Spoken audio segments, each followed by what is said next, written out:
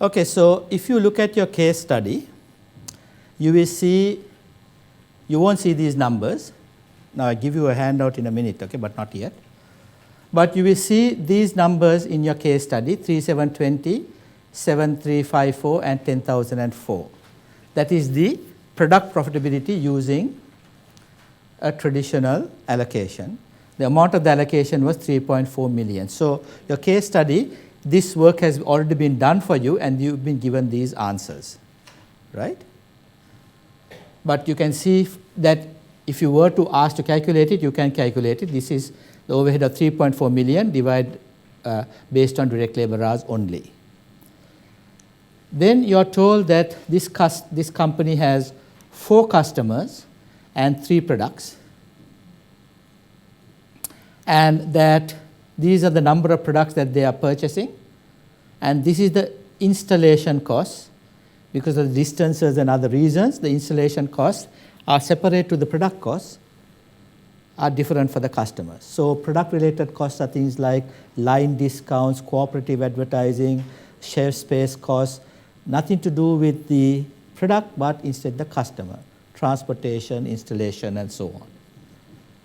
So because of this analysis, we can do a customer profitability analysis, again based on traditional, that is based on traditional costing.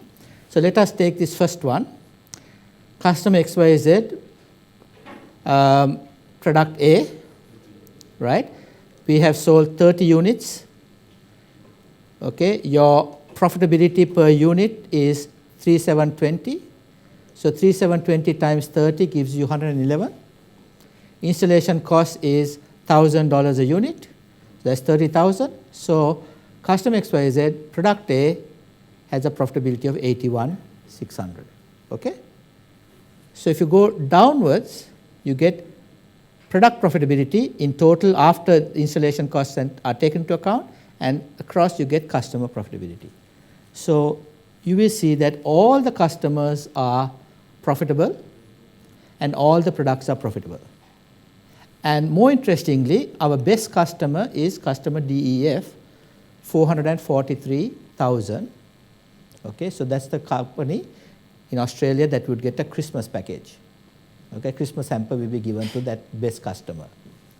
Okay, so you have got this information as well. The 247, 459, 221 you have got, and you've got this information as well. You can see that the two sides will reconcile if you have got all the customers and all the products.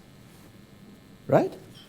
So what I want you all to now do is to do a ABC exercise. So I will quickly show you how it's done, but I will take this away. You can see that you're given in the case study the percentage of time spent on all these things. You have to allocate the 3.4 million amongst these cost pools. Okay? So if you all can go ahead now and start on that. Okay? And then we can continue after that. Okay, so start now doing a customer profitability analysis using ABC by first finding the activity cost pools. Okay, so you can see just by increasing the number of cost drivers by 3, you can see what impact it has had on product profitability using ABC. Now product C is making a loss. Earlier it was making a profit. So from a profit of 10,000 to a loss of 8,000, the difference is 18,000. That's how much you had the difference in the profitabilities. Okay, so taking the loss here and the profits for the other 2 products, now let us do a customer profitability analysis, profitability matrix. So here is for just the product A. Now 30 units hasn't changed, installation cost hasn't changed, but product profitability for product A is 7976. So 7976 multiplied by 30 gives you 239,282. So like that we do it for all. Okay, now all the customers are still profitable. Product C we know is a loss but still, despite that loss-making product, all the customers are profitable. That's a good thing. But however, our best customer is now KLM rather than DEF. The Christmas hamper should have gone to KLM. You can see how certain customers that you thought were great are not so great, and others that were not so great become great, okay, and vice versa. So that's the sort of insight that you get by using both products and customers. Now another thing I want you all to note is this. See the bottom line, 927,900 using traditional single cost driver. Would it change using ABC? No, because it's the same pizza, the same cake. We have just cut it differently. But it's still 927,900 for the whole company. Okay. Of course, as the sensitivity analysis section of your case study tells you, if your costs change, if your, say, average installation costs go up, then of course the bottom line will change, both in terms of traditional and ABC. The amount will be reduced. If the costs go up, the profit goes down. Okay. So extremely powerful. I would urge you all to think about your customers. Okay. Who are your key customers? You might find that your key customers are not as you thought they are. And it's not a difficult exercise to do. As I showed you, just by increasing the cost drivers by 3, we had a much better insight into our profitability of our product and customers. So think about it for your own companies, okay? I had a talk with my Sri Lankan colleague over here. He's got this credit card issue. Okay? I hope that this has given you some insight of how to do it. Okay, how to do the profitability of a customer and a product and the interrelationship.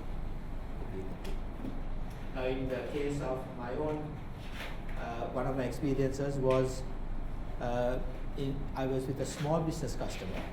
I was consulting to that person, and they were having about only $5 million of imports into Australia. 5 million, so it's a small business customer. And then they were visited, this is at least now maybe 10 years ago, visited by Thomas Cooks. And Thomas Cook said, look, let us handle your foreign exchange. We know that you bank with the ANZ Bank. Whenever you have to pay off an LC, you get the rate from the bank, and we will guarantee you 1 point less than the rate that the ANZ gives you, whatever their rate is. So all you have to do is to get their rate, take 1 point less, find out the foreign exchange requirement, give that money to us, and we will settle your LC. So it sounded like a very good deal. So we went to ANZ Bank, who we had been banking for at least 15 years, and we said, look, this deal is too good to be true. We are sorry, we can't let you handle our foreign exchange. They said, come to us in 48 hours, which we did. And what they had done was exactly this. Even though we were a small business customer, they had looked at all the products that we were buying from a bank. That would be your checking account, your loan account, your overdraft account, your foreign exchange, your bills, all of them they looked at. And what they told us was this. They said, look, we can't do much about the exchange rate because that's a head office issue. We can't give you different rates, but what we can give you is a better rate on your overdraft or a better rate on your loan account. So you can see that by having the full picture, they were able to keep us as a customer. So we accepted it. We said, okay, if we don't make much there, but we will take your lower overdraft rate. Okay, so it's very, very useful for manufacturing, for service, whatever, this sort of analysis. Any questions? Anyone doing this, by the way? Custom profitability? Anyone having a CRM package?